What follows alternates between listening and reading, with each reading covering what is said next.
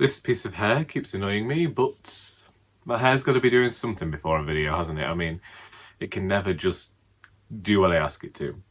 Hi everyone, my name is Charlie, and today I am going to be talking about nothing in particular.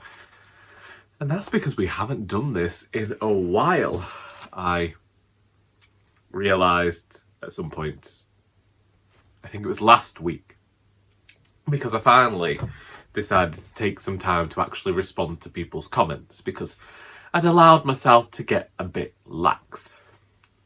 This is also due to the fact that YouTube deleted quite a lot of my responses to people from years back. So I have all of these nice comments that look as though I never responded to them at all. Which is fine. It's okay. I'll get over it one day. Maybe. Possibly. Probably not. The stack of books behind me is getting considerably larger. And this is not helped by the fact that yesterday at work I acquired 3 more books. So let's get that out of the way first. A Dog Called Nelson by Bill Naughton. I actually have no idea why I saved this from a bin.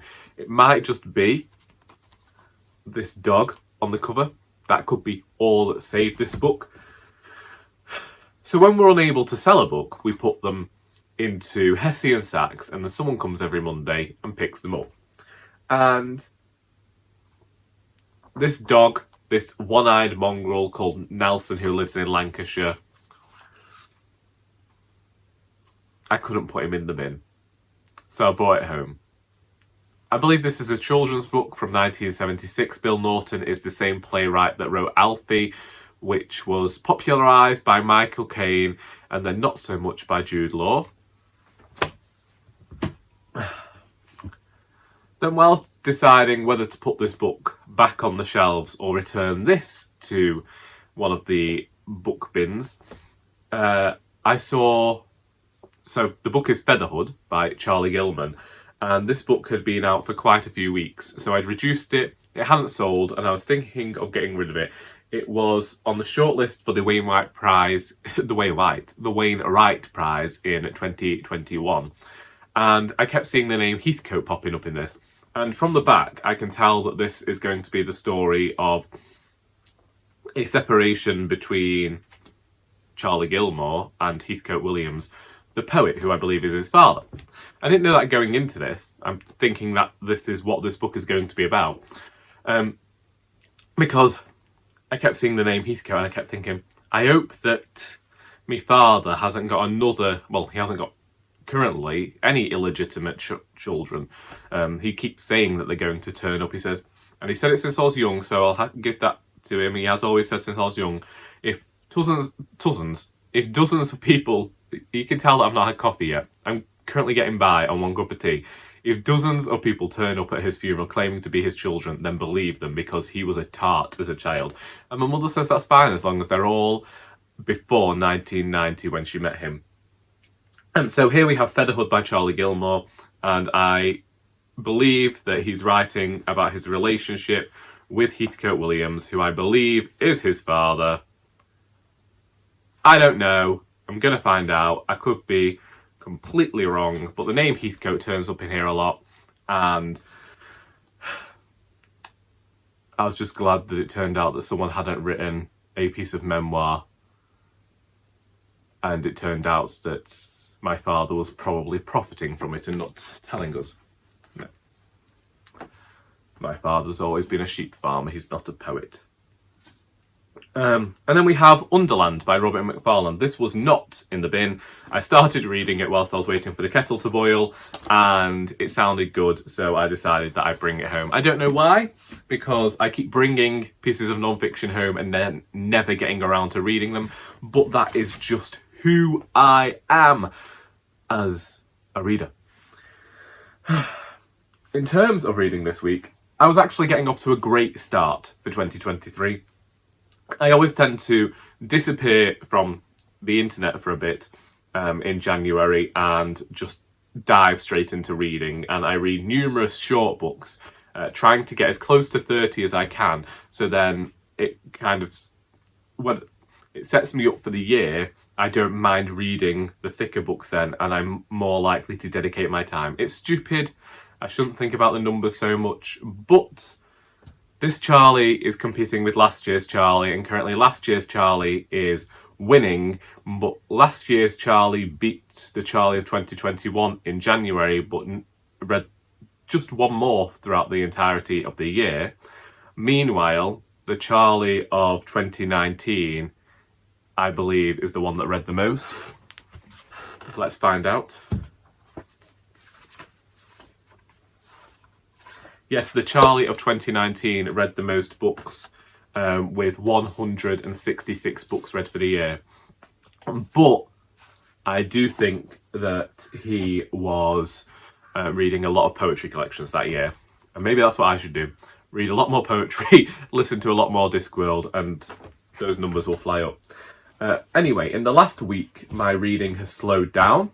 And that was in part due to, because it has now been a week since I finished Broken in the Best Possible Way by Jenny Lawson. And after reading that, I decided that I wanted to read Prozac Nation by Elizabeth Wurtzel, because this is discussing mental health as well. And I was thinking of this almost, not symbiosis, it was this idea of the previous book informing the next book that I read, and I thought that that might be a nice way to go about things. So I thought, well, I'll go to this book from the 1990s where Elizabeth Wurtzel is discussing her experiences with depression as a teenager going into young adulthood. And the first chapter, the prologue really,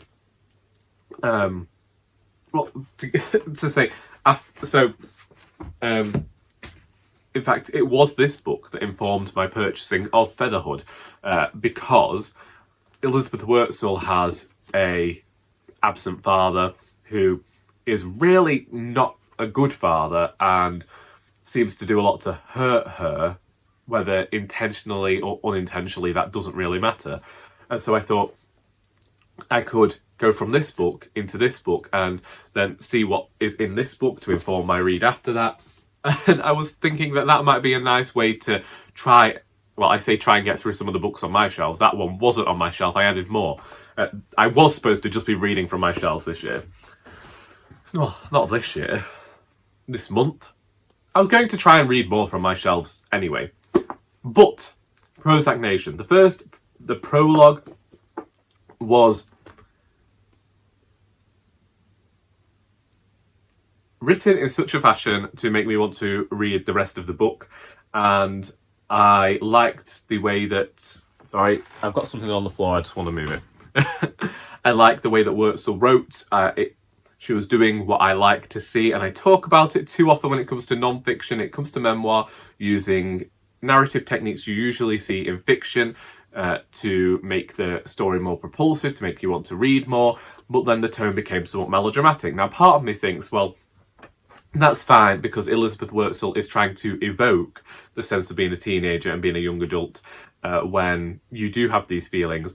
And that was perhaps where I noticed my age, because I was thinking, had I read this book in my early 20s, then I would probably agree with the way that Wurtzel was writing, and I would probably recognise all of these feelings and experiences, because I have said for years that I think that through my childhood, after the death of my grandfather and various other deaths that happened within my family, I do think that I went into a bit of depression and sadness, and only recognised when I've got older and experienced similar things. And the way that Wurtzel writes about some of these experiences and some of the things she says, like sometimes she talks about creating this character and becoming this person, but now she can't remember who she was before or who that person was and how to behave to be that person that everyone likes. And I understood that and I got that because I felt similar emotions myself.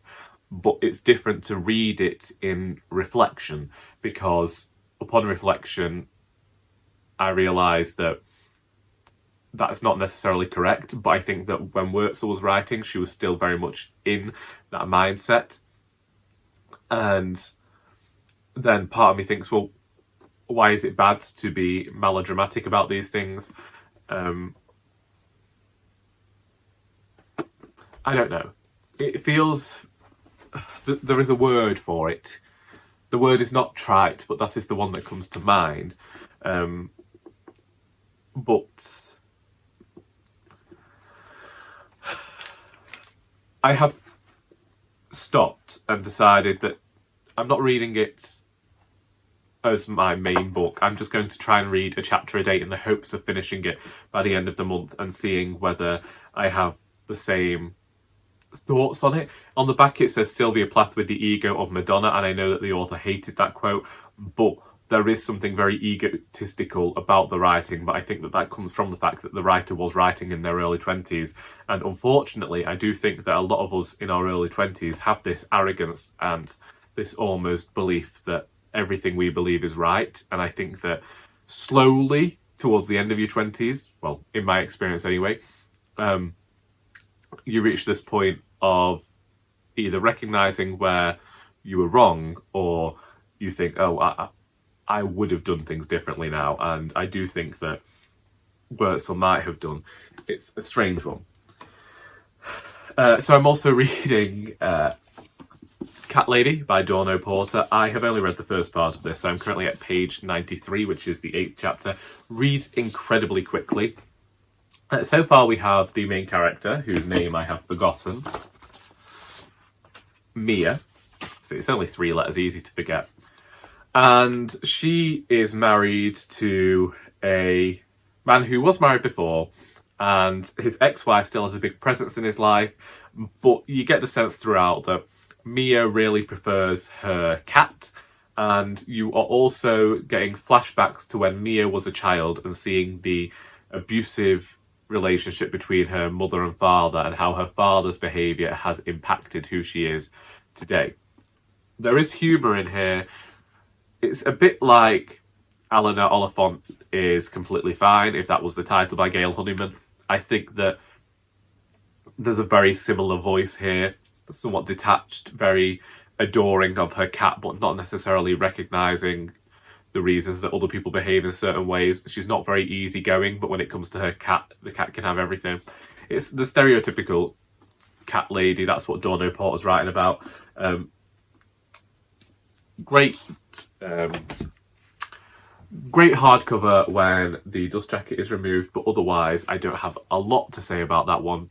It is one that now, reflecting on it, I wish that I had acquired from the library, borrowed from the library if I wanted to read it, because I don't think it's a book that I'm going to be keeping on my shelves. However, I do think that I will lend this book to my sister after I've read it, because I think she'll like it.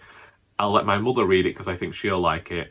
And I think there are a lot of people who will like it, so I can lend it out a lot. So I might get my money's worth that way. And then Charlie of Charlie Brooke got in touch with me, and she told me that she was reading a certain book. And so she thinks I'd like it. She wants me to read it and let her know my thoughts. And so I went on Borrow Box, it was available, and that book is Orlando by Virginia Woolf. I'm reading it on this. I'm not sure where I sit with this book at the moment. There is some very eloquent, verbose language that I would expect from Virginia Woolf, and it is stream of consciousness. It's very meandering and slow, and I like this. I'm finding myself reminded of Rachel Cusk, and I can see where she's been influenced by reading Virginia Woolf, not more so than when I read Arlington Park, which has become one of my favourites by Cusk, and that is inspired by Virginia Woolf's Mrs Dalloway, so I can see that there's definitely, she's been able to capture the tone. But with Orlando, there also comes some racism that's there from the beginning. It's on the first page, and it continues to appear throughout. And we'll look at a book that came out 100 years ago, and I know that we ought to keep that in mind when reviewing the book. So, I don't know. Personally, I'm of the opinion that racism was never right, regardless of when you were writing or how good your work is. And considering that it hasn't added anything to the story, it was simply used as a descriptor, it wasn't necessary. In some points, it was used to show Orlando's aggression and how he made his money, and I think it's difficult with this one, not knowing the context of what Virginia Woolf was trying to say, whether she was criticising it or not, but it's there. Otherwise, this is the tale of Orlando, who for the first 100 pages of this Borrow Box edition is a man. He is quite high up in society, it seems, but he keeps going through those unfortunate things that I think a lot of people go through in their 20s. He has failed relationships. He tries to be a poet, but then gets mocked for his work, and ultimately decides to disappear from humanity and just settle down with his dogs. Then he becomes an ambassador, and one day wakes up as a woman. And that is the point that I've just got to. This book has been called a feminist classic for years. Some people have said it's their favourite work of Virginia Woolf's. And I was told that it was short and I'd be able to get through it quickly, but that is not the case. I could read it quickly. I could get it out of the way in one fell swoop, but I think that that would ruin the appreciation of Woolf's writing, which, as I say, has a fluidity to it, and I can see so much where writers who have come after her have been inspired by her work. This week I have also been looking at my Kindle more, because I have a lot of NetGalley on there that I haven't read when I should have done. And so I have finally got to Limberlost by Robbie Arno, The Private Lives of Trees, and I finished 100 Queer Poems.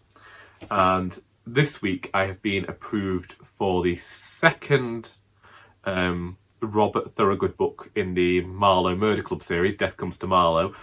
So I'm hoping to get to that within the next month. And I also got approved for Burnham Wood by Eleanor Catton. I need to find out whether you actually get the full ebook with that. But it's been a long time coming with Eleanor Catton. She won the Booker 10 years ago. So I'm looking forward to this one. And, well, I'm looking forward to both of those. And I'm hoping to actually try and get through some more of the NetGalley arcs on my Kindle as well as tackling some more of the books on my shelves. After watching Simon of Savage Reads talk about The Bluest Eye, I remembered that I have this copy on my shelves. This is an old copy that I think was somebody's book that they had to read in school, but a writer friend of mine gave me a load of books for the charity shop and told me to go through them first and see which books that I wanted to keep for myself. So I only got 3. This is a while back. I got this, The Refugees, and The Girls. Was it The Girls? The Country Girl? It was by Edna O'Brien. I've got another book by her over there anyway. And that's that really. I wanted to give this update on books and where we're at. We're currently, as I say, we're not doing as well as we did last year. By this time last year, which is the 17th of January, I had read 17 books. Well, by the 18th, I've read 18. We're currently on the... I haven't finished a book since the 13th, and I've read 12 books. So, not doing as well as last year, and I'm not sure that I'm going to read as many as I did, but hopefully I will read good books. I suppose that's all we can ask for, to read books that we like. I've liked Lucy by the Sea, I've liked Broken in the Best Possible Way. There were more books in there. Shall we see some standouts from the first month so far? actually, yeah, maybe The Private Lives of Trees was good. That's written by the same person who wrote Bonsai, and also mentions Bonsai. And in this book you have Julio and Amelia, and this character is, I believe, is writing about, the character in The Private Lives of Trees is writing a book about a man called Julian, and Bonsai there as well. And I don't know whether the publishers were just looking for books that might have had a connection. I don't know. But it's all set over one night. And again, another fast book to read, but I think it's a book that when you read it, it would do you well to go back and reread it. And I do think that the same with Bonsai and that book, they might be short, but they bear rereading like the best short stories do.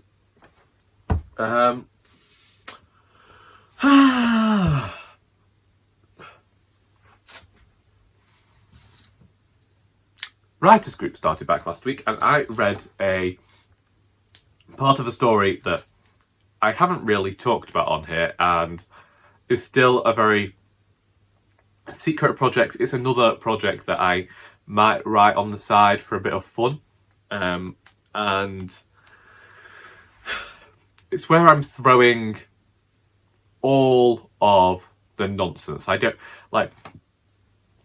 care whether it makes sense. If I want it there, it's going into this story. And there's been something quite freeing in that. It transpires that I might have lost the last 5 minutes of footage. And what was I saying? Basically, the gist of things became how, firstly, I was talking about receiving critiques from the writers group and how it can be difficult sometimes because you're all coming at this from different experiences as writers and at different levels of writing. And I have never been the type of person to go with this shit sandwich way of critiquing, because I believe that pretty soon everyone will just want bread. I said that years ago in a video. I had to use it again this week when speaking to somebody else. In terms of my writing, I won't say that I have developed a style, but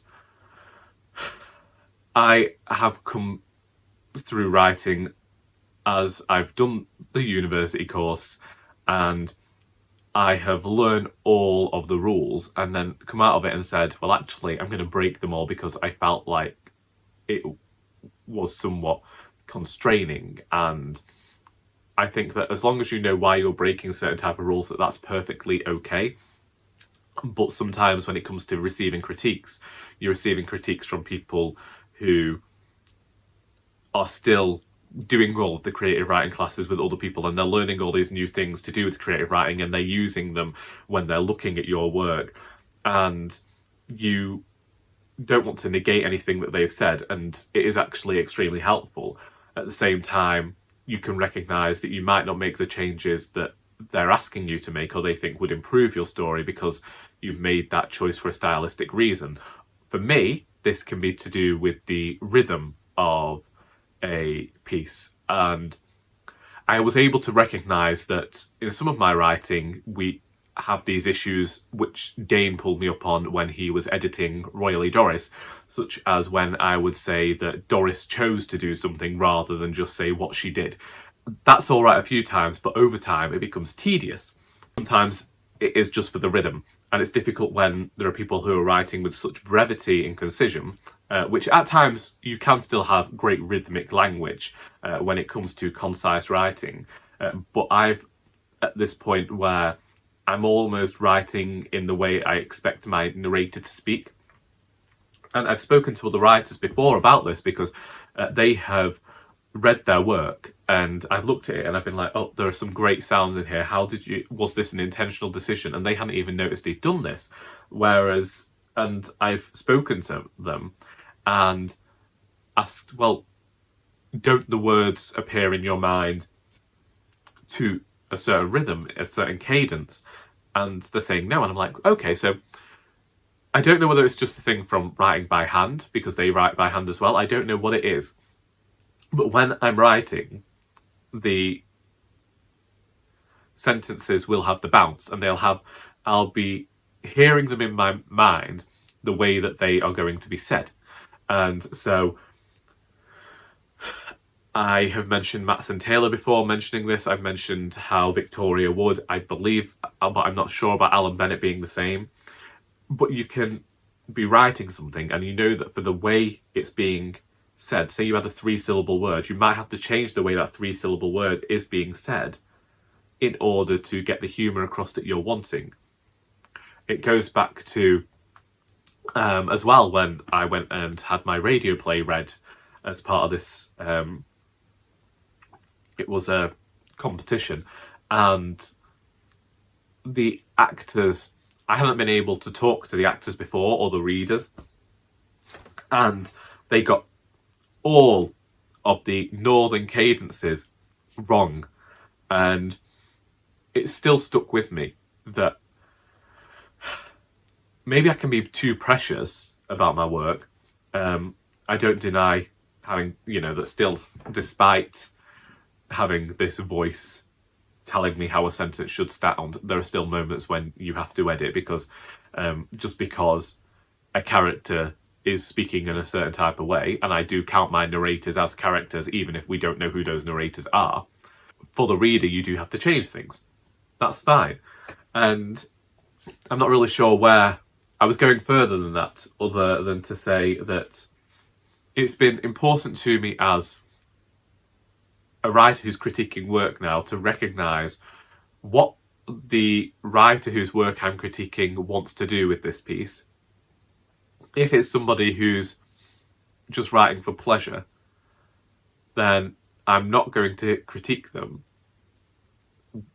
as severely as I might critique somebody who wants to send this work off to a competition, who wants to have their work published. Because if you're writing for pleasure and your pleasure comes from just using words on a page that aren't necessarily the right words, but you like how they sound, then I'm going to be like, have your fun. I don't mind. But if you want to make the work the best that it can be, then I might be a bit more critical than I would be otherwise. And I think that that's also come from, like getting older and having to recognise that there are people who are having different experiences. And it's why I always talk about context is key, even in terms of writing. I've had a lot of conversations recently where younger readers or readers who've been brought up in a certain way are unable to accept context. So, like, similar to what I was saying about Orlando and needing the context behind that, there are certain types of readers, younger readers at the moment, who will read something and they'll see a word that they know is negative, and it might be racist, it could be bigoted, but sometimes the readers aren't recognising that this is coming from a villain, and that is to give the villain their villainy. It's to show you, the reader, that they aren't a good person. However, I think that because sometimes these readers don't want to see that word, they think that to use the word in any fashion is wrong, they immediately avoid the idea that this is a villain. They immediately avoid the context behind the situation entirely, just to slam a book. This isn't from a personal experience. This is something that I have seen happening on occasion, where I have said to people, you need to start teaching the children about context of things, that this is to emphasise that this person is not good. But the mind boggles, and I think that hopefully over time people will start thinking more about the context of things. They'll, as much as despised having to read Raymond Carver at university and have never gone back to Raymond Carver's work. We were told at uni that he had the quote about not spoon feeding readers, not writing for stupid readers. And at the time I was so offended that I was like, I'm going to write the most simple tales. And then it turns out that the tales aren't really that simple in the grand scheme of things, and I might have ended up with an entire linked series of things. But I didn't like that idea. But now that I'm older, I also think there is a lot in the power of suggestion, which again, that could also be said for including certain terms in writing. If it could be suggested as opposed to being there, is it gratuitous?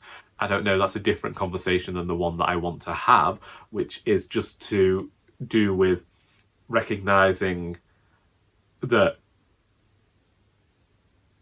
sometimes authors write villains, and it's not an author view and an author saying it's okay to use a specific word. It's an author showing you that a character is a villain and being true to that villainous character by including that word in their piece. Personally, throughout the Doris books, I have avoided swearing, and that was to do with me recognising that I was going to have to read these in public arenas to share them, and quite a lot of the places where I read you weren't allowed to swear, so I just thought, what's the point in having them anyway? And I did come up with a lot of new funny alternatives that I quite liked. That's not to say that I don't swear and that swearing isn't fine to do in fiction. I don't know. It seems like a minefield at the moment of offence. It feels like a minefield of offence at times. I'm not sure I could be offended by a piece of fiction. I do think that when you read, you're looking for a similar experience you'd get from maybe watching a film, not necessarily to be entertained, but to feel a certain type of way. But you as the reader are entering into that contract to be left feeling a certain type of way by it. And I just don't know that offence is something that I feel when reading. Sometimes I felt disgust, but that's usually due to certain images that are disgusting as opposed to this should not have been released upon the world. It's difficult as well to look at it from a writerly perspective, where you kind of have this belief that writers should be able to write whatever inspires them. But at the same time, you have to think, well, writers should be able to write about whatever inspires them, but they don't necessarily have to unleash that work upon the world. If that work is going to not be offensive, but might not... I don't mean received in the best light, that's not the way I want to say this. But yeah, I do think that sometimes we are able to keep some work to ourselves. At least put stuff in a drawer, as they say, put it aside and then come back to it after a few months and read it under a different lens. I think that's always beneficial, because I think that some people get a bit excited and they just, especially in the modern day, and they just release everything immediately when it could have done with a bit more work. I've seen it in songs where I'm like, oh, this is missing a bit here. Very strong chorus, very strong verse, but where's the rest of it? Where's the rest of it? You got one chorus, you got one verse, and now we're here. Well, hey, I'm just old and critical now. That's who I am. I've reached, I won't say peak grumpiness. I think that peak grumpiness is going to arrive in about 5 or 10 years. And then we all better watch out. But I do think that I'm an elderly, arthritic curmudgeon nowadays. And I think that I need coffee. And I think that I need to go and read. So I think that that's what I'm going to go and do. Because I'm also taking advantage of a free Spotify 3-month thing. And I want to listen to as much music on there as I can before it runs out. So I'm going to go and do that. And let me know what you're up to. How has the start of your 2023 been? What are you reading? What are you writing? What are you watching? What are you listening to? Actually, that one's a very good one. Also, if you know of any completed series on the internet, my sister's currently looking for some. She likes a good crime genre. Some of her favourites have been Criminal Minds and How to Get Away with Murder. She also had a big thing on Vampire Diaries, so anything like that, if we could have some recommendations of that, because she keeps watching stuff on Netflix and it keeps getting cancelled on the cliffhanger and she don't want to do that again. And for me, I'll take any musical recommendations, as in music. I don't want recommendations of musicals. I saw that Lion King was going to cost me £100 to go and see the other day, so now I'm not going to go and see it. Because I ain't got that kind of money. I have a gas bill to pay for and books to read. But music recommendations would be good. And now I am off. Please send any and all complaints on a postcode to Charlie Brooke. She will undoubtedly tell me off and say that this is why I need her to tell me the stuff I'm not allowed to say. And I'll city when I city. I hope that you have got something out of this video, even if it was just something to watch whilst you were sat on the toilet. And until next time, that is all.